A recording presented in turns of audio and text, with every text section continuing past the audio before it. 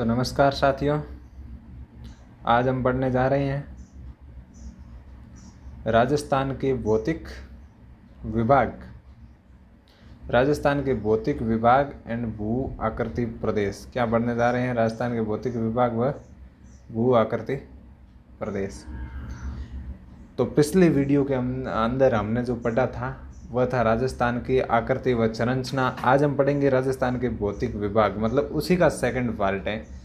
तो सर्वप्रथम राजस्थान का अगर किसी ने भौतिक रूप से विभाजित किया था तो वो थे प्रोफेसर वी.सी. मिश्रा। किसने किया था?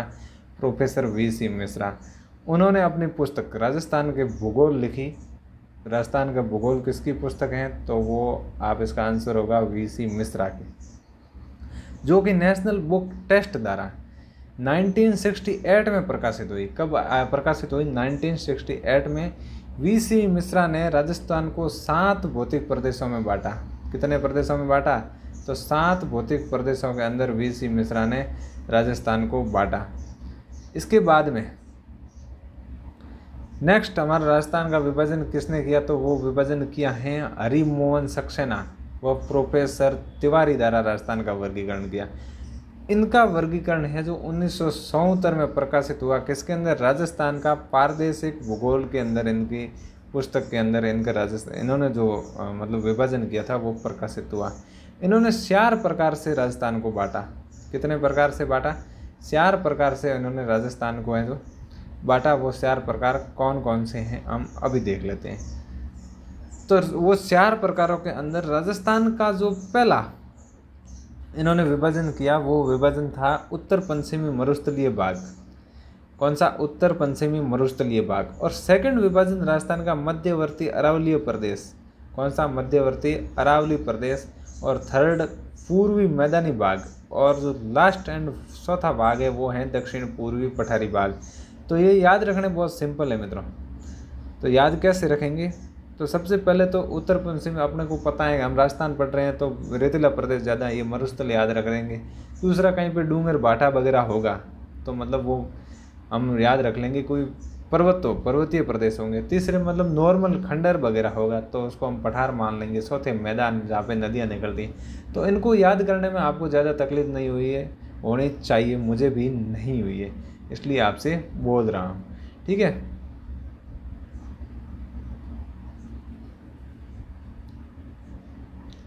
इसके बाद में इन प्रदेश के अंदर कितनी जनसंख्या रहती है, कौन से काल के अंदर इनकी उत्पत्ति हुई है और मतलब किस सागर से हुई है, कौन से मतलब भाग से इनकी उत्पत्ति हुई है, ये हम जानेंगे।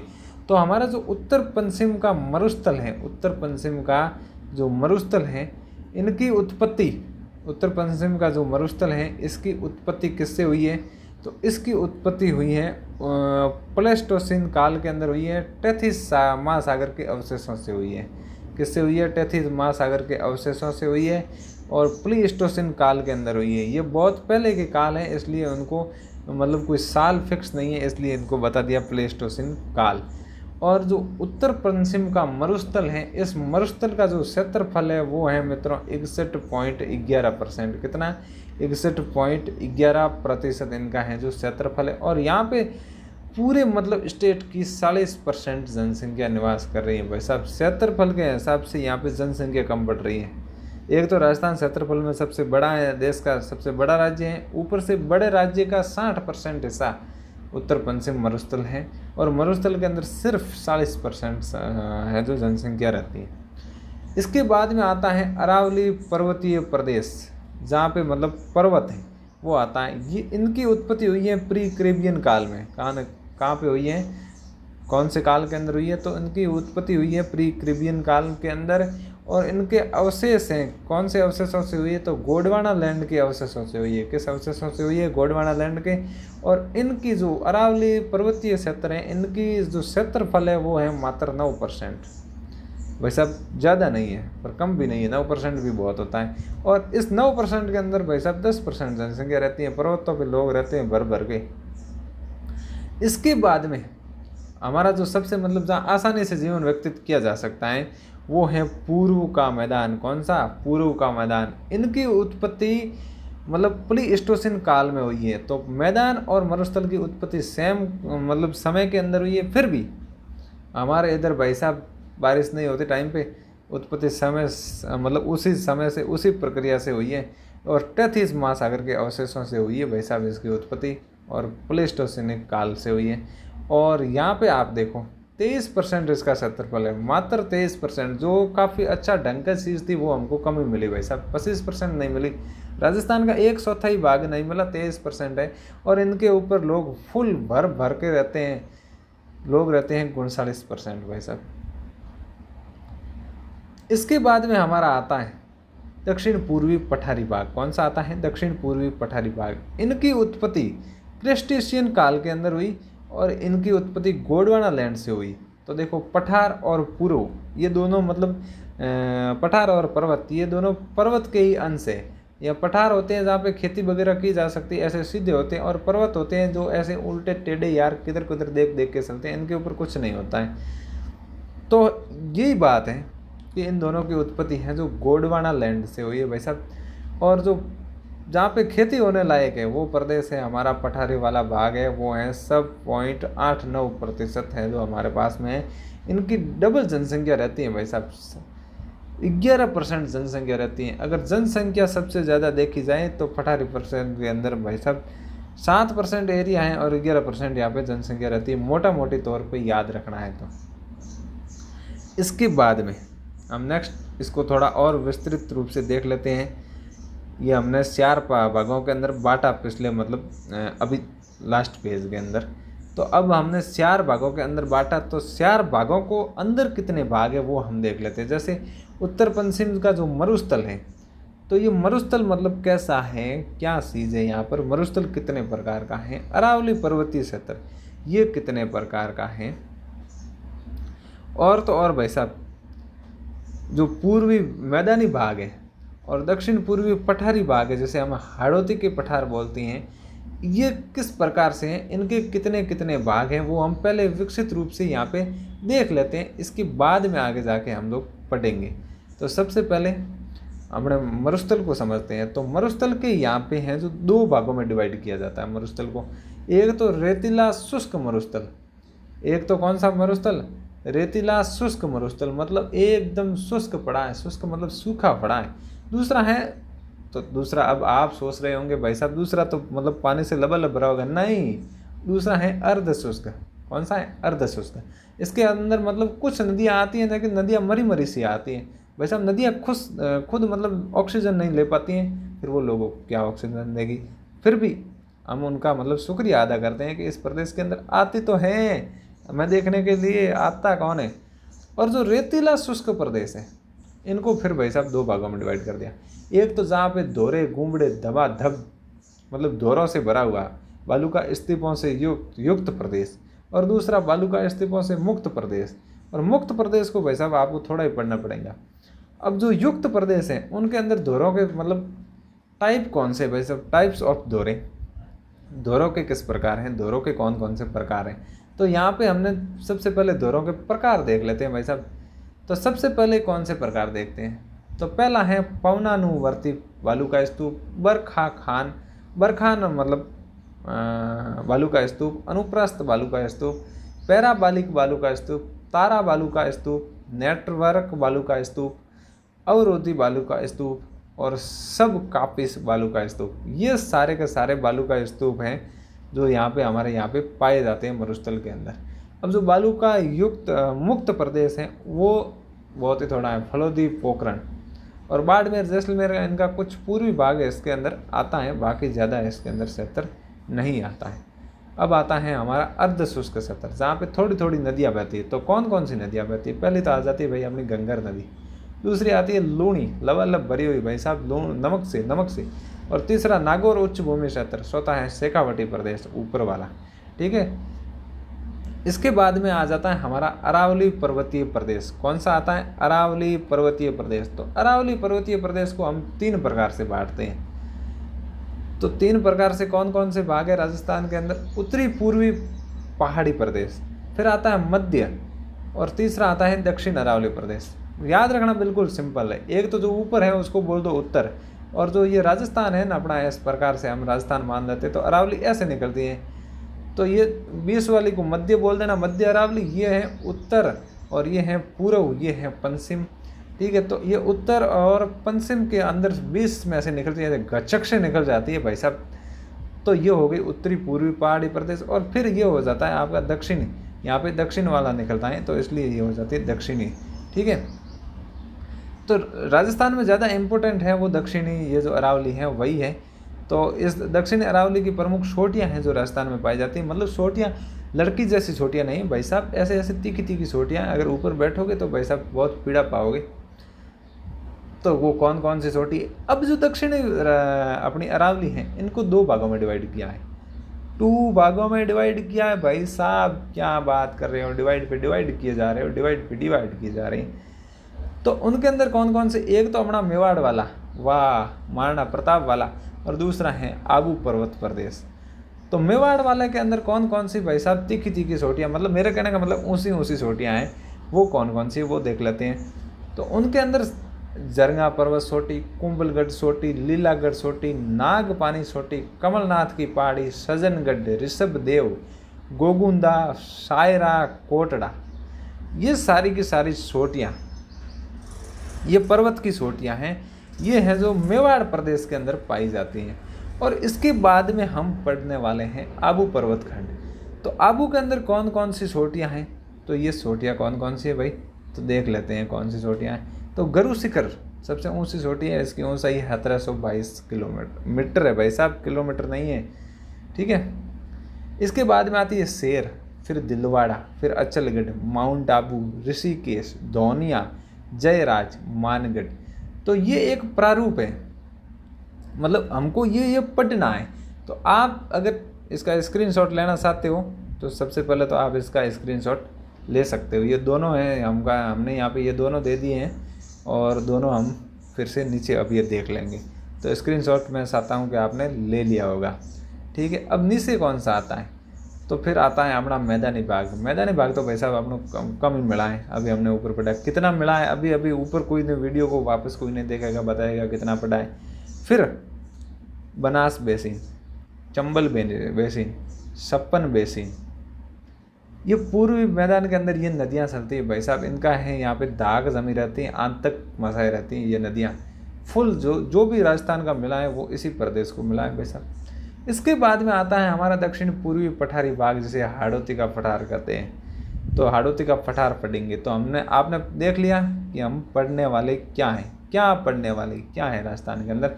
तो एक बार आप इस जो है पूरा पोर्टल है इसका यहाँ पे आप स्क्रीनशॉट ले लीजिए ताकि हम आगे बढ़े।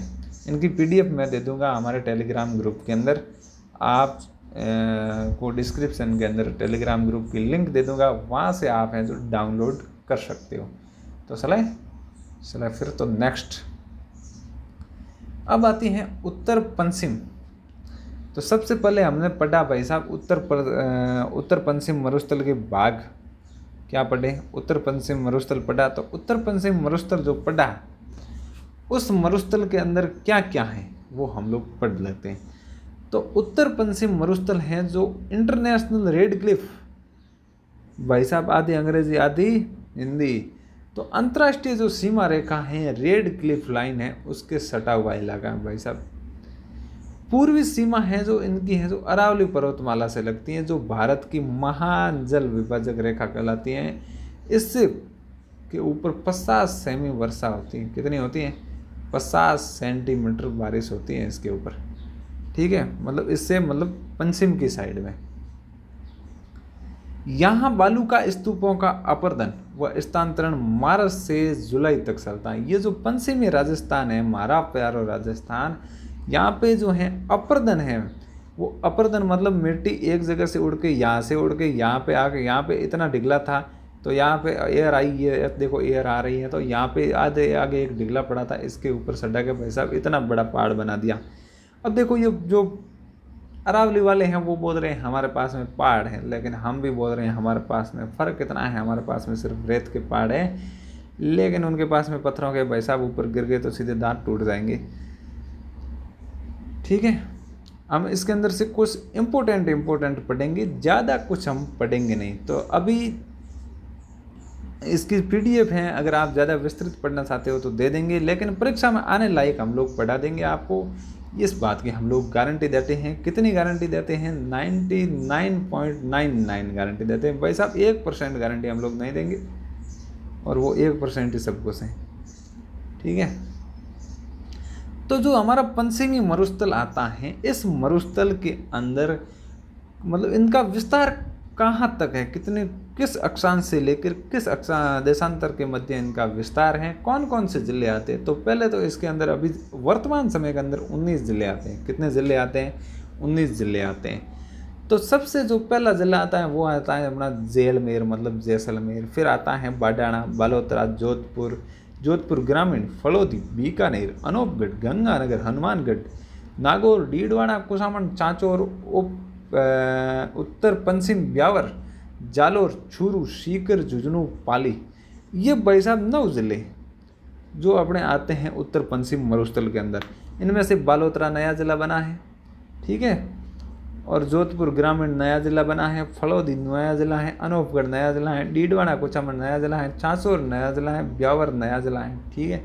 ये नए जिलों को मिलाकर हमारा जो उत्तर पश्चिम मरुस्थल है वो इन जिलों के अंदर अपना दाग जमाए बैठा है, ठीक है। तो नेक्स्ट इनका जो अक्षांशीय विस्तार है वो है 24.30 डिग्री से। कितने से है? 24.30 से 30.12 डिग्री तक है भाई साहब उत्तर पश्चिम उत्तरी अक्षांश, और गुण 70.30 से 75.40 पूर्वी देशांतरों के मध्य है। ये अक्षांश विस्तार यहाँ पे ज़्यादा कोई पूछते नहीं है, फिर भी अपना को याद रखना। अगर कोई पूछ ले तो हम लोग बता देंगे कि हमारे पास में भाई साहब दिमाग है, और दिमाग के अंदर ये सारी चीज़ें हमने सेट कर रखी। और यहाँ पे आप देख सकते हो इस क्षेत्र के अंदर औसतन टेम्परेचर 49 डिग्री सेंटीग्रेड तक यहाँ पे जो टेम्परेचर चला जाता है, और सर्दियों के अंदर -3 डिग्री। कश्मीर से भयंकर है यहाँ पे सर्दी के अंदर। और यहाँ की अगर जलवायु और मृदा की बात करें तो जलवायु यहाँ की शुष्क है बिल्कुल भाई साहब। गर्म हवा आती है, गर्म जैसे हीटर के अंदर से आती है, इतनी गर्म हवा आती हैं। और यहाँ की मिट्टी की बात करें तो भाई साहब मिट्टी एकदम रेतीली मिट्टी, मतलब रेतीली मिट्टी। तो यहाँ पे कौन कौन सी फसलें हैं? तो यहाँ पर फसलों की बात करें तो राजस्थान के जो पश्चिमी राजस्थान है वहाँ पे फसलें मोठ, बाजरा, गवार, ये फसलें हैं जो हमारी पुरानी फसलें हैं भाई साहब। लेकिन इंदिरा गांधी नहर आने के बाद में अब हम लोग यहाँ पे मतलब बहुत खरे उतरेंगे और बड़ी बड़ी फसलें बोएंगे। और यहाँ पे जो वनस्पति हैं वो कौन सी? एक तो हमारा है जो प्यारा बबूल भाई साहब, लंबे लंबे कांटे होते हैं, इतने लंबे कांटे होते हैं। और फिर आता है फोग, इसके ऊपर भी कांटे होते हैं। खेजड़ा, कांटा, केर, बेर, थोक, कैक्टस, सेवन घास। भाई साहब ज़्यादातर ये जो कंटीले होते हैं वो ही हमारे इधर रहते हैं। कंटीले वनस्पति का हम लोग मुकाबला करते हैं पश्चिमी राजस्थान वाले। और यहाँ पे जो वर्षा है वो औसत 20 से 50 सेंटीमीटर होती है भाई साहब, 20 से 50 सेंटीमीटर, ठीक है। बहुत ही कम है। किसी इलाके में 20 सेंटीमीटर बारिश हुई, क्या हुई? ये मरुस्थल ग्रेट पोलियो आर्कटिक अफ्रीका मरुस्थल का एक विस्तृत भाग है। जो अफ्रीका का मरुस्थल है उसका यह हमारा जो राजस्थान के पश्चिम राजस्थान का मरुस्थल है वो भाग है। मतलब अफ्रीका का एक साइड अभी भी टूट रही है। ये यहाँ पे जो है एशिया के अंदर इंडिया है, और यहाँ पे जो ये अफ्रीका महाद्वीप है, यहाँ से भाई साहब एक अफ्रीका का एक कोना यहाँ से टूट गया था 2005 के अंदर। लंबी लंबी सुरंगें आई थी, ये कोना यहाँ से आके यहाँ पे इंडिया के यहाँ पे टकराने वाला है। तो ये यहाँ का जो इंडिया का मतलब पश्चिम का इलाका है, ज़्यादातर ये भाई साहब यहाँ पे मरुस्थल बढ़ने की संभावना है। और अभी हिमालय जो यहाँ से निकल रहा है, फिर वो हिमालय इधर ये दक्षिण ये जो अपनी अरब सागर वाले तट है यहाँ पे बनेगा हिमालय, ठीक है। इसके बाद में इस प्रदेश की सामान्यतः ढलान, अब देखते हैं इसकी ढलान किधर से किधर है। तो इसकी ढलान पूर्व से पश्चिम में, ठीक है, उत्तर से दक्षिण में, अर्थात उत्तर पूर्व से दक्षिण पश्चिम की ओर से। तो अभी इस प्रदेश को हमने मतलब दो भागों के अंदर बांटा था। कौन कौन से भागों के अंदर बांटा था? तो पहला हमने बांटा था पश्चिमी रेतीला शुष्क प्रदेश। कौन सा? पश्चिमी रेतीला शुष्क प्रदेश। और दूसरा अर्ध शुष्क मैदान या राजस्थान का बागर। कौन सा? राजस्थान का बागर। तो इसको बांटा कैसे है भाई साहब? एक तो जहाँ पे 25 सेंटीमीटर से अधिक बारिश होती है तो वो तो आ गया अपना अर्ध शुष्क। अर्ध शुष्क मतलब 25 से 50 सेंटीमीटर होगी, तो हमारे लिए तो वो हमारे से दुगनी बारिश है, दुगनी मतलब भयंकर वाली बारिश है भाई साहब। और दूसरा है रेतीला शुष्क जहाँ पे 25% से कम बारिश होती है। तो इस दो भागों के अंदर हमने इसको है जो बांट दिया है। हर चीज़ को बांटने के लिए यार लोग इतने अतावले। और रेतीले शुष्क मैदान, जो यहाँ पे रेतीला शुष्क मैदान है जहाँ से 25 सेंटीमीटर से कम बारिश होती है, उनको हम लोगों ने दो प्रकार में बांट दिया। एक तो जहाँ पे भयंकर वाले दौरे हैं बड़े बड़े उस प्रदेश के अंदर, और दूसरा जहाँ के बिल्कुल ही दौरे नहीं है, समतल मैदान पड़ा है लेकिन है भाई साहब शुष्क, बारिश का नाम पे छांटा नहीं पड़ेगा आपके यहाँ पे। तो जो बालू का स्तूप युक्त प्रदेश है, युक्त मतलब जहाँ दौरे हैं, स्तूप मतलब दौरे हैं भाई साहब, इतने दौरे हैं, इतने दौरे हैं कि आप यहाँ पे प्लास्टिक की थैली पे बैठोगे ठरक ठप यहाँ पे आ जाओगे भाई साहब। इसके बाद में अब बालू का ये स्तूप युक्त प्रदेश है, इनका है जो राजस्थान के अंदर लगभग 60% मार्जिन है भाई साहब। मार्जिन क्या मतलब 60% दौरे ही दौरे हैं। ये दौरे कहाँ से शुरू होते हैं? कच्छ की खाड़ी, गुजरात, आधा तो गुजरात भी ले लिया है और पंजाब तक विस्तृत है। ऐसे मतलब राजस्थान इस पश्चिमी साइड से इस साइड जाता है भाई साहब, गुजरात से लेके ऐसे पंजाब तक दौरे ही दौरे हैं। और ये बड़े बड़े दौरे, रेत उड़ती हैं, आँखों में आके पड़ जाती हैं भाई साहब।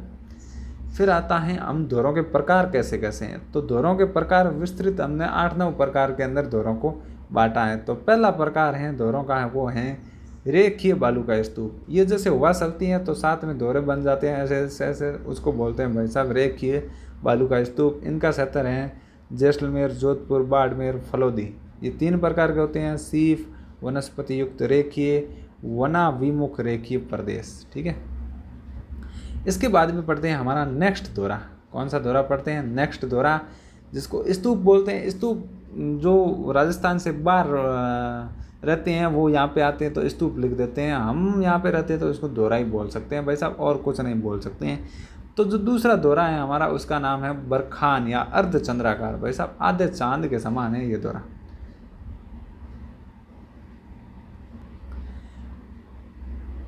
आधे चांद के समान ये दौरा है भाई साहब हमारा।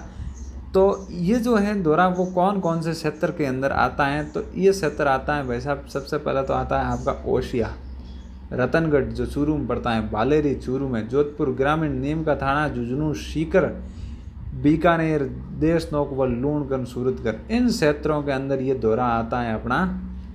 अब हम पढ़ते हैं नेक्स्ट दौरा, जिसे बोलते हैं अनुप्रस्थ बालू का स्तूप। कौन सा? अनुप्रस्थ बालू का स्तूप। बालू वायु की दिशा में समकोण पर बनने वाला बालू का स्तूप। वायु इधर से आ रही है तो दौरा थोड़ा ऐसे ऐसे बन जाएगा भाई साहब दौरा। तो इस दौरे को कहते हैं भाई साहब अनुप्रस्थ। अनुप्रस्थ कौन बन रहा है यहाँ पे? तो अनुप्रस्थ वाले क्षेत्र कौन कौन सी हैं? तो एक तो अपना बीकानेर, पुंगड़, रामदेव जी वाला, हनुमानगढ़ के रावतसर, हनुमानगढ़ पूरे में नहीं सिर्फ रावतसर, गंगानगर के सूरतगढ़ में, ये छोटे छोटे क्षेत्रों के अंदर ये बड़े बड़े हैं जो दौरे पाए जाते हैं। ठीक है। फिर आता है अपना पैराबालिक बालू का स्तूप। कौन सा? पैराबालिक बालू का स्तूप। इनकी जो स्टाइल होती है वो महिलाओं के हेयर पिन के समान होती है। जो हेयर मतलब बाल होता है वैसा कई कुंवारों को पता नहीं है, मैं अभी बता देता हूँ वैसा। फिर आता है हमारा 5वां दौरा। कौन सा दौरा? 5वां दौरा। इनका नाम है तारा बालू का स्तूप। तारा के समान इनकी आकृति है, एकदम तारा के समान इनकी आकृति है भाई साहब, एकदम इस प्रकार से हम लोग तारा कोर देते हैं।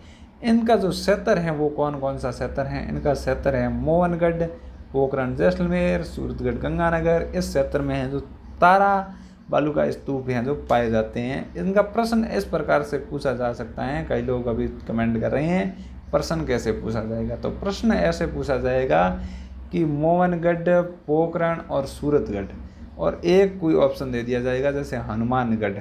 अब बालू का स्तूप है जो किस क्षेत्र के अंदर नहीं पाया जाता, तो आपको वहाँ पे भरना पड़ेगा भाई साहब, हनुमानगढ़ के अंदर नहीं पाया जाता। फिर आता है अपना नेटवर्क बालू का स्तूप, बिल्कुल भी नेटवर्क नहीं पकड़ता है, इनका नाम नेटवर्क रख दिया भाई साहब। हमारे साथ में बड़ा मतलब अन्याय होता है राजस्थान वालों के साथ में। यह उत्तरी पूर्वी मरुस्थलीय भाग हनुमानगढ़ से हिसार, कहाँ से, हनुमानगढ़ से हिसार भिवानी हरियाणा तक मिलते हैं। ये बंदा हरियाणा तक जाता है भाई साहब, नेटवर्क नाम से ही काफ़ी है। फिर आता है अवरोधी बालू का स्तूप, कौन सा आता है, अवरोधी बालू का स्तूप। इन बालू का स्तूपों का निर्माण किसी अवरोध आने के कारण होता है। जैसे यहाँ पे कोई आपने लोटा रख दिया तो इधर से हुआ आई, तो लोटे के यहाँ तक है जो एक तरह का स्तूप बन जाएगा, जिसको हम दोहरा बोलते हैं, दोहरा बन जाएगा, तो वो दोहरा बन जाता है। तो इनके जो पॉपुलर एग्जाम्पल हैं वो हैं बूढ़ा पुष्कर, नागपाड़ी, सीकर, कुचामण इत्यादि हैं जो अवरोध के कारण बन जाते हैं। फिर जो हमारा नेक्स्ट है जो दोहरा आता है वो है सब्र कापेश बालू का स्तूप। ये बालू का स्तूप छोटी छोटी झाड़ियाँ, घास के झुंड आदि के आसपास बालू का रेत जमा हुआ करते हैं। जिस प्रकार हमको वृद्ध लोग कहते हैं, साइंटिस्टिक लोग कहते हैं, साइंटिस्टिक हम ऐसे अर्थ के बंदे हैं तो हमारा ये शब्द बोलने में थोड़ा प्रॉब्लम सी होती हैं। तो लोग कहते हैं कि यहाँ पे कण उठा दो और झाड़ियाँ लगाओ। तो इसका मेन रीज़न है इधर से रेत आएगी तो इधर आप अगर पंचम साइड से हो तो यहाँ पे आपने सुना होगा खाद नहीं उड़े, खाद डाली रहती है, रेत आंधी चलती तो खाद उड़ के दूसरे के खेत में चले जाती है। तो हम अपने वाले बोलते हैं यहाँ पे कण उठा दो ताकि यहाँ से रेत उड़ के बाहर न जाए, यहाँ पे टच हो जाए भाई साहब। ठीक है, इसके बाद में हमारा जो एक छोटा दोहरा आता है, और ये जो कुछ प्रदेश हैं जो आपको मैं पीडीएफ में दे दूंगा, इतने मतलब खास नहीं है। टाट या रन और खड़ीन किसको बोलते हैं, दरियन किसको बोलते हैं, रघु मरुस्थल किसको बोलते हैं। अब हमारा आ जाता है बालू का स्तूप युक्त प्रदेश, मुक्त प्रदेश, जहाँ पे बिल्कुल ही दोहरे नहीं है भाई साहब, पानी नहीं है तो नहीं है लेकिन दोहरे नहीं है। ये है 41.50% भाग पे। तो ये इनका जिला है जैसलमेर, बालोतरा, फलोदी और इन बाड़मेर वगैरह के पूर्व में ये हैं जो पाए जाते हैं। ये हम पढ़ेंगे अगली वीडियो में। आज तक मतलब आज का ये सेशन हम यहीं पे ख़त्म करते हैं। जो हमसे मतलब जुड़ जाएगा भाई साहब, उन लोगों को किताब खरीदने की ज़रूरत नहीं पड़ेगी। क्या खरीदने की ज़रूरत नहीं पड़ेगी? किताब, क्योंकि हम भाई साहब किताब लेके आए हैं और हमारी किताब से हम सब पढ़ेंगे। और जुड़ना कैसे है वो हम लोग आपको नहीं बताएंगे, इतना आप सोचोगे तभी जुड़ोगे। तो गुड बाय, बाय गुड।